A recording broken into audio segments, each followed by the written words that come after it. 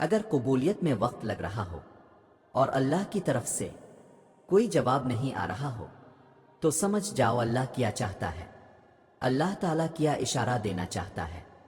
سنو، حالات بڑے سخت ہو گئے ہیں، صبر نہیں ہو رہا نا، لیکن صبر ابھی تو کرنا ہے، اسی کا تو اجر ہے۔ جب سانس بھی نہ لیا جا رہا ہو، دل شکستہ ہو چکا ہو، تبھی تو صبر کرنا ہوتا ہے۔ میری مانو تھوڑا اور صبر کرو، وہ وقت بدل دے گا۔ ہمت نہ ہارو، وہ کہتا ہے کہ میں اپنے بندوں کو تنہا نہیں کرتا، تو بس یقین کے ساتھ صبر کرو۔ گھٹن بہت بڑھ گئی ہے نا، لگ رہا ہے تم کسی اندھیرے کمرے میں بند ہو جہاں دروازے تو بہت ہیں لیکن سب بند ہیں، زندگی رک گئی ہے۔ مگر سنو، ایسا تو کچھ نہیں ہے، یہ تو تمہارے دماغ کا خلل ہے، شیطانی وسوسے ہیں۔ دیکھو اس کمرے کا ایک دروازہ کھلا ہوا ہے، آج بھی تمہارے اندر کی روشنی وہی موجود ہے، تمہارا رب تمہارا ساتھی ہے۔ ہاں خزاں کے دن ہیں ابھی، مگر بہار بھی آئے گی۔ سنو، ہمت نہ ہارو، اٹھو، زندگی رکی نہیں ہے، پریشان نہ ہو، وہ رب سب ٹھیک کر دے گا۔ دیکھو جو دروازے تمہیں بند نظر آ رہے ہیں، ان تک پہنچانا ناممکن نہیں ہے، بس ان تک پہنچنے کا راستہ تمہارے سوچے ہوئے راستے سے الگ ہے، کیونکہ کچھ چیزیں تمہاری سمجھ میں کبھی بھی نہیں، اس لیے اللہ نے کچھ جواب بس خود تک محدود رکھے ہیں۔ وہ کبھی کبھار تمہارے ارادوں کو اس لیے ناکام کر دیتا ہے تاکہ وہ تم سے بچا سکے، کیونکہ کبھی کبھار تمہیں بھی خبر نہیں ہوتی کہ تم اپنی جانب کس طوفان کو للکار رہے ہو۔ وہ ابھی اگر نہیں دے رہا تو ہو سکتا ہے وہ تمہیں اپنے اور قریب لانا چاہتا ہو، یہ بھی ممکن ہے کہ تمہیں اس سے بہتر سے نوازنا چاہتا ہو۔ اور یقین کرو، ان دونوں صورتوں میں سے کسی میں بھی تمہارا گھاٹا نہیں ہے۔ دیکھو کچھ چیزیں تمہارے حق میں بہتر نہیں ہوتی، اس لیے اللہ انہیں تم سے دور کر دیتا ہے۔ ایسا نہیں ہے کہ وہ ان چیزوں کو بہتر نہیں بنا سکتا، بلکہ کبھی کبھار تم اس چیز کی تمنا کر بیٹھتے ہو جو کسی اور کا نصیب ہوتی ہے، جس کا تمہارے پاس رہنا صرف تکلیف کا باعث ہوتا ہے۔ اس لیے اللہ تمہیں مستقل اذیت سے بچانے کے لیے عارضی تکلیف دیتا ہے۔ سنو، جو اللہ تمہارے لیے چاہتا ہے، کیا تم اس سے بہتر اپنے لیے چاہ سکتے ہو؟ کیا تم وہ جانتے ہو جو اللہ جانتا ہے؟ پھر کیوں مشکل لگتا ہے اس کے فیصلوں کو تسلیم کرنا؟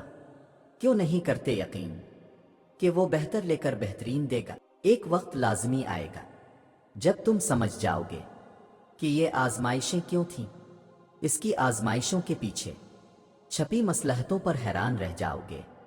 اب تک توکل کرو اس پر جو دونوں جہانوں کا مالک ہے، وہ جو ماں سے بھی زیادہ پیار کرتا ہے۔ اس نے آزمائش میں ڈالتے ہوئے کچھ تو سوچا ہوگا، اور جان رکھو کہ تمہاری زندگی میں کچھ بھی اللہ پاک کی مرضی کے بغیر نہیں ہوتا۔ تمہاری آزمائشیں اللہ پاک کی رضا نہیں تو اور کیا ہے؟ تو اس کی رضا کے آگے سر جھکا دو، صبر کر لو، یہ سوچ کر کہ جو ہو رہا ہے اس میں بہتری ہے، اور صبر کرنے والوں کو وہ بہت خاص رکھتا ہے۔ دیکھو صبر تمہیں توڑ دے گا، تمہارے وجود کو ریزہ ریزہ کر دے گا، تمہیں اتنا تھکا دے گا کہ تمہیں لگے گا جیسے یہ تمہاری کہانی کا اختتام ہے۔ لیکن تم پھر بھی دعا مانگنا مت چھوڑنا، تم پھر بھی اللہ کو پکارنا مت چھوڑنا۔ آزمائشیں تمہیں ہمت ہار جانے کی ہر ممکن وجہ دیں گی، لیکن تمہیں اللہ کی محبت کے لیے آگے بڑھنا ہے۔ تمہیں اللہ کا وعدہ یاد رکھنا ہے، تمہیں یہ یاد رکھنا ہے کہ اللہ صبر کرنے والوں کو پسند کرتا ہے۔ تمہیں یہ کبھی نہیں بھولنا کہ اللہ نے صبر کرنے والوں کا ہمیشہ ساتھ نبھانے کا وعدہ کیا ہے۔ تمہیں اللہ کے وعدوں پہ یقین رکھ کر آگے بڑھتے جانا ہے، کیونکہ معجزے توکل کرنے والے دل کے لیے ہوتے ہیں، صبر بس کن کہنے سے پہلے کی آزمائش ہوتی ہے۔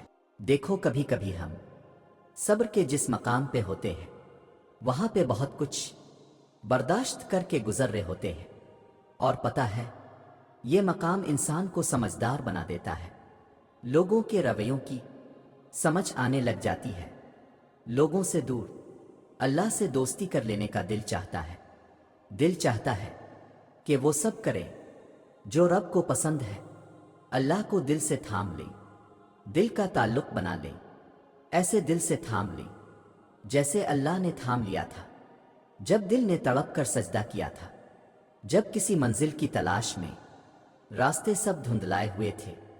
اس مقام پہ معجزے ہونے کا یقین ہونا تو الگ بات ہے، دل کو بس یہی سکون ہوتا ہے کہ بس اللہ واقف ہے۔ پھر جہاں دل یہ کہتا ہے وہیں یہ گواہی بھی دیتا ہے کہ وہی مالک ہے، ان ساری مشکلوں سے وہی نکالے گا، مجھے قدم قدم چلا کر اسی راستے پر لے جائے گا جس سے میں بھٹک گیا تھا، اپنے راستے پر لے جائے گا۔ دل کو یہ اطمینان رہتا ہے میرا اللہ مجھ سے اتنا تو راضی ہے، جو مجھے مانگنے کی توفیق تو دے رہا ہے۔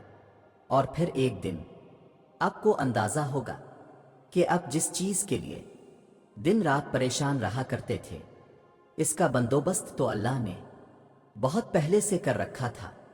ایک دن آپ کو احساس ہوگا کہ ہر وہ چیز جو آپ کو کبھی خوف زدہ کیا کرتی تھی وہ ہو گئی ہے، لیکن تب آپ کو خوف نہیں ہوگا، کیونکہ تب آپ دیکھیں گے اور یہ دیکھ کر خوش ہوں گے کہ آپ کے رب نے سب کچھ آپ کی توقعات اور خواہشات سے بہتر کر دیا ہے۔ دیکھو اللہ کی دیری، اس کا انکار تو نہیں ہے، یہ تو بس ایک مختصر سا وقفہ ہے تمہاری مانگی دعاؤں سے معجزوں تک کا۔ وہ اس تڑپ میں کبھی ڈالتا ہی نہیں جو اس کے بندے کی برداشت سے باہر ہو، وہ اس خواہش کو دعا کا حصہ بناتا ہی نہیں جسے اس نے پورا نہ کرنا ہو۔ صبر رکھو، اب قبولیت تمہارا انعام ہے، دعائیں تو وہ بہت پہلے ہی تمہاری قبول کر چکا ہے، بس صحیح وقت کا انتظار ہے۔ ڈرو نہیں، اب اللہ کی مدد تمہاری ساتھ ہے، صبر کر کے دیکھو، کیا پتہ اس کی بھی وہی رضا ہو جو تمہاری ہے۔ اس کی دیری کو اس کا انکار کیوں سمجھ رہے ہو؟ کیا پتہ اسی میں تمہاری خیر ہو، تمہاری دعا ضائع نہیں ہو رہی۔ بس کچھ دعائیں قبولیت میں بہت وقت لگا دیتی ہے، اور پتہ ہے کون سی دعائیں قبولیت میں وقت لگاتی ہے؟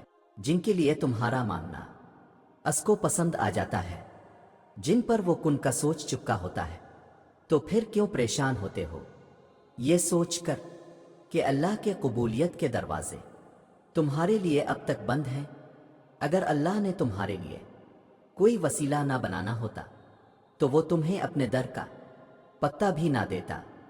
اس کی رحمت کو تو یہ گوارا ہی نہیں کہ کوئی اس کے در پر آئے اور خالی ہاتھ چلا جائے۔ ابھی تک اللہ کی جانب سے کوئی جواب نہیں آیا تو مطلب دعا مانگتے رہنا ہے، کیونکہ ہو سکتا ہے اللہ بھی تمہیں وہی دینا چاہتا ہو جو تم اس سے مانگتے ہو۔